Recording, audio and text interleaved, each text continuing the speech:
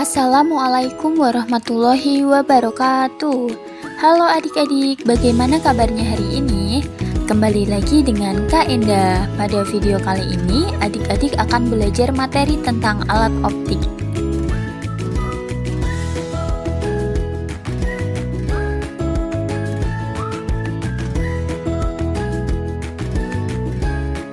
Tahukah kamu jika mata termasuk ke dalam alat optik? Adik-adik pernah berpikir tidak mengapa mata bisa melihat? Selain adanya cahaya, mata bisa melihat dengan normal karena mata memiliki bagian-bagian mata yang berfungsi saat proses mata melihat. Kira-kira apa saja ya bagian-bagian mata kita? Yuk simak materi mata sebagai alat optik berikut. Sebelumnya, adik-adik perlu tahu terlebih dahulu apa itu alat optik. Alat optik adalah sebuah alat yang memanfaatkan sifat cahaya, hukum pemantulan, dan hukum pembiasan cahaya untuk membentuk bayangan suatu benda. Alat optik terbagi menjadi dua jenis, yaitu alat optik alami dan alat optik buatan. Alat optik alami yang dimiliki makhluk hidup adalah mata. Cahaya berhubungan dengan proses mata melihat benda yang ada di sekitar. Tanpa adanya cahaya, mata tidak bisa melihat bayangan benda. Mata memiliki bagian-bagian mata yang berfungsi pada saat proses mata melihat. Apa saja bagian-bagian mata beserta fungsinya? Kornea adalah bagian luar mata yang tipis, lunak, dan transparan. Kornea memiliki ketebalan 0,5 mm. Kornea berfungsi untuk menerima dan meneruskan cahaya yang masuk pada mata menuju ke retina serta melindungi bagian sensitif di bawahnya. Retina merupakan bagian mata berupa lapisan tipis yang berada di bagian belakang bola mata. Retina sensitif terhadap cahaya sehingga berfungsi untuk mengubah cahaya yang masuk menjadi impuls atau sinyal yang akan dikirim ke otak. Pada retina terdapat sel batang yang berfungsi melihat pada saat malam hari. Sel batang merupakan sel fotoreseptor yang sensitif terhadap keadaan gelap atau sedikit cahaya. Iris adalah selaput berwarna hitam, biru, hijau, atau coklat yang berfungsi untuk memberikan warna pada bola mata. Iris mempunyai otot kecil yang dapat melebarkan pupil saat keadaan gelap dan mengecilkan pupil saat keadaan terang. Fungsi utama iris yaitu untuk mengatur cahaya yang masuk ke mata. Pupil ialah bagian mata yang berupa sebuah lubang kecil yang berfungsi mengatur jumlah cahaya yang masuk ke bola mata. Besar kecilnya pupil diatur oleh iris. Ketika cahaya yang datang terlalu terang, pupil akan mengecil, sedangkan saat cahaya yang datang redup, pupil akan membesar. Mekanisme kerja pupil ini membantu mata agar dapat menerima cahaya dalam jumlah yang tepat.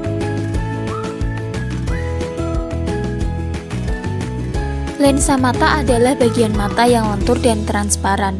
Pada proses melihat, lensa mata berperan untuk memfokuskan cahaya sehingga bayangan benda terlihat dengan jelas karena jatuh tepat di retina. Otot akomodasi merupakan otot yang menempel pada lensa mata. Otot akomodasi berfungsi untuk membiaskan cahaya dari benda supaya terbentuk bayangan pada retina mata.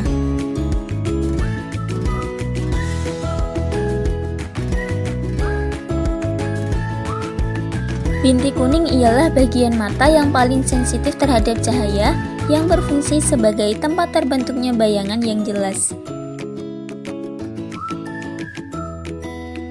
Bintik buta atau blind spot ialah bagian mata yang tidak sensitif terhadap cahaya. Jika bayangan benda jatuh tepat pada bagian ini, maka bayangan tampak tidak jelas atau kabur. Aqueous humor ialah cairan yang menyerupai plasma berlendir transparan dengan konsentrasi protein rendah. Aqueous humor diproduksi oleh silia tubuh dan berfungsi sebagai struktur pendukung lensa mata. Vitreous humor merupakan cairan di dalam bola mata yang berfungsi untuk meneruskan cahaya dari lensa ke retina mata. Bagian mata yang terakhir yaitu saraf mata yang berfungsi untuk meneruskan rangsangan bayangan dari retina menuju ke otak. Nah adik-adik, itulah bagian-bagian mata yang perlu diketahui. Lalu bagaimana mekanisme mata agar bisa melihat suatu benda? Tentunya bagian-bagian mata berperan penting saat proses mata melihat benda. Mekanisme mata melihat diawali dengan cahaya yang masuk ke dalam mata akan diterima oleh kornea mata. Cahaya tersebut akan memantulkan citra objek pada garis lurus menuju mata. Banyaknya cahaya yang masuk akan diatur oleh pupil dan iris dengan cara melebarkan atau mengecilkan pupil dan mengatur intensitas cahaya yang masuk. Kemudian cahaya akan diteruskan menuju lensa mata dan melewati vitreous humor. Kornea dan lensa mata akan membelokkan atau membiaskan cahaya agar difokuskan ke retina. Sel fotoreseptor pada retina akan mengonversikan cahaya menjadi gelombang elektrik. Gelombang elektrik mengalir melalui saraf optik menuju otak. Kemudian otak memproses sinyal-sinyal tersebut menjadi sebuah bayangan dengan cepat. Oleh karena itu, kita dapat melihat benda di sekitar dengan cepat tanpa adanya delay terlebih dahulu.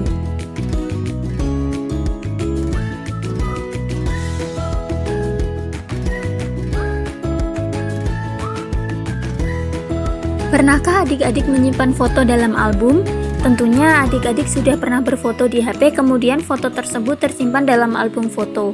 Pernahkah adik-adik berpikir tentang bagaimana cara kerja kamera sehingga bisa menangkap bayangan sebuah gambar? Selain mata, ada beberapa alat optik yang dibuat untuk membantu pekerjaan manusia. Kira-kira apa saja ya? Alat optik memiliki beberapa fungsi antara lain untuk memfokuskan cahaya, memecah cahaya, memantulkan dan membiaskan cahaya, merekam dan melihat gambar, memeriksa dan mendiagnosa, membantu penglihatan manusia, membantu pengamatan astronomi, serta sebagai pemindai optik. Tentu adik-adik penasaran kan dengan jenis-jenis alat optik?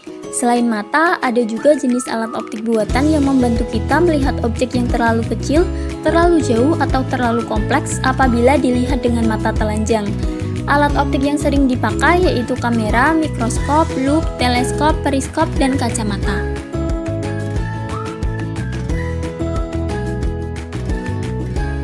Setiap jenis kamera sebenarnya punya cara kerja yang sedikit berbeda. Namun, pada dasarnya kamera bekerja dengan cara menangkap cahaya yang masuk melalui objek. Cahaya tersebut kemudian diproses oleh lensa sehingga terbentuklah bayangan yang tepat fokus dari objek. Selanjutnya, bayangan itu difokuskan ke sensor digital yang ada di dalam kamera. Sensor ini akan mengubah cahaya menjadi sinyal elektrik yang akan diolah menjadi gambar atau video. Nah, gambar atau video yang dihasilkan dapat kamu lihat di layar kamera.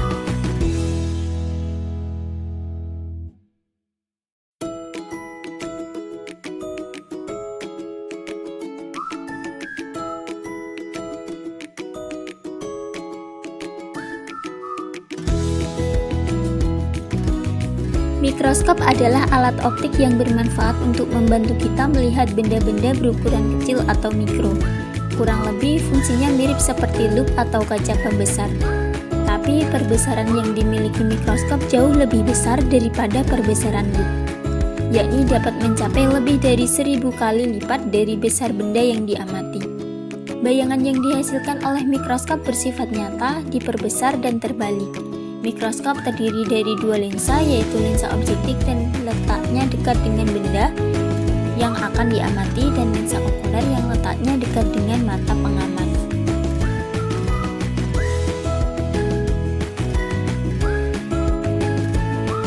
Loop merupakan alat optik yang hanya terdiri dari satu lensa positif, yaitu lensa cembung, yang digunakan untuk memperbesar bayangan objek sehingga dapat dilihat lebih jelas oleh mata. Dengan kata lain, kita bisa melihat objek yang kecil menggunakan bantuan loop. Loop atau kaca pembesar ini sering digunakan oleh pengrajin jam tangan atau arloji untuk melihat berbagai komponen jam tangan yang berukuran kecil.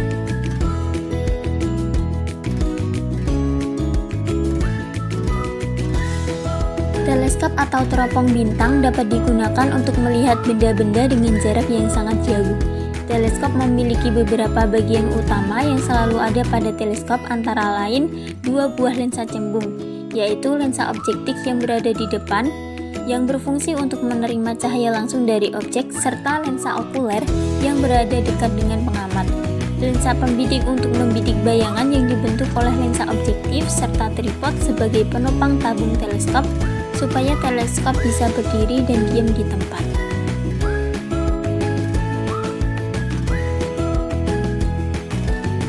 Periskop adalah alat optik yang terdiri dari dua lensa atau prisma yang dipasang pada ujung pipa logam atau plastik. Periskop biasanya dilengkapi dengan cermin cembung atau datar yang dapat memantulkan cahaya dan memperbesar gambar. Periskop dapat digunakan untuk mengamati objek yang berada di dalam air, seperti kapal selam dan kendaraan bawah air lainnya. Prinsip kerja periskop didasarkan pada hukum pembiasan cahaya, yaitu cahaya yang melalui medium optik dengan indeks bias yang berbeda akan mengalami pembiasan. Ketika cahaya memasuki periskop, cahaya akan dipantulkan oleh cermin pembias dan terpantul kembali oleh cermin datar atau cembung, sehingga membentuk gambar yang diperbesar. Periskop juga dilengkapi dengan sistem lensa yang dapat menghasilkan gambar yang lebih tajam.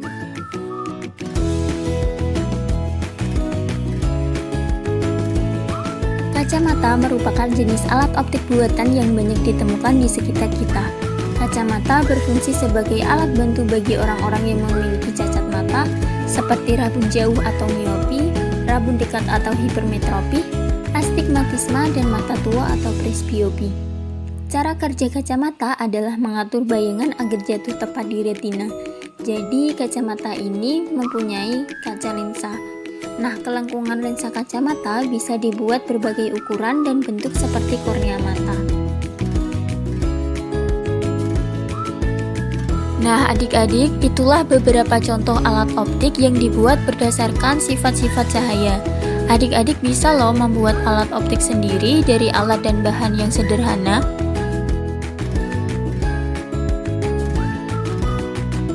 Adik-adik bisa mencoba membuat alat optik sederhana loh, salah satunya lup sederhana yang terbuat dari air dan plastik bening saja. Cara membuat lup sederhana dari kantong plastik cukup mudah, yaitu dengan cara mengisikan air ke dalam dua buah kantong plastik yang memiliki ukuran yang berbeda, yaitu ukuran 250 gram dan 500 gram. Kemudian mengikatnya sampai rapat, sehingga tidak ada gelembung udara yang tersisa di dalamnya. Lup sederhana yang telah dibuat dapat dibandingkan hasil perbesaran bayangannya dengan cara diletakkan di atas kertas berisikan tulisan. Untuk lup yang kecil, yaitu dari kantong plastik berukuran 250 gram, akan menghasilkan bayangan tulisan yang lebih besar dari tulisan aslinya. Kemudian jika dibandingkan dengan lup yang berukuran besar, yaitu dari kantong plastik berukuran 500 gram, maka hasil bayangannya juga akan lebih besar. Dari hasil tersebut dapat disimpulkan bahwa semakin besar ukuran plastik yang digunakan untuk membuat lup sederhana, maka bayangannya juga akan berukuran lebih besar.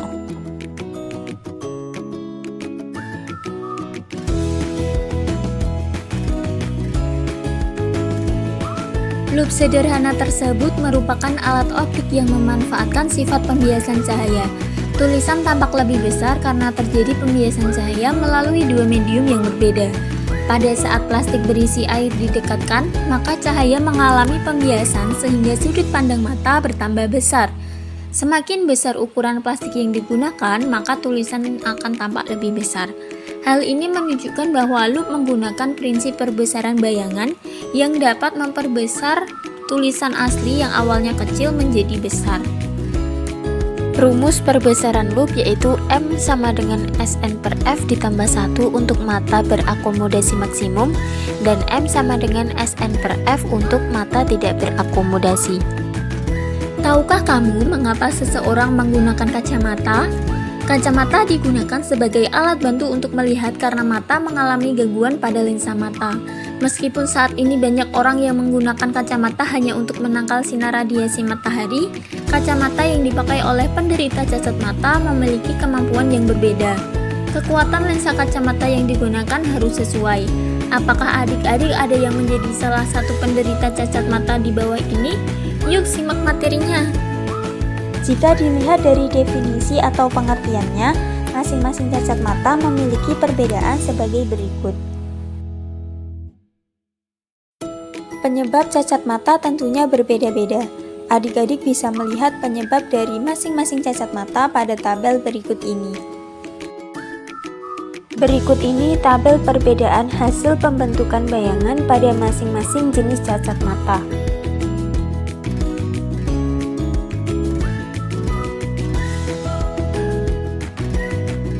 Cacat mata dapat dibantu dengan menggunakan lensa kacamata. Adapun jenis-jenis kacamata yang digunakan pada masing-masing cacat mata berbeda-beda. Dapat dilihat pada tabel berikut ini. Baiklah adik-adik, itu tadi materi tentang alat optik alami dan alat optik buatan, serta jenis-jenis cacat mata. Adik-adik bisa mengasah pemahaman kalian dengan mengerjakan soal berikut ini.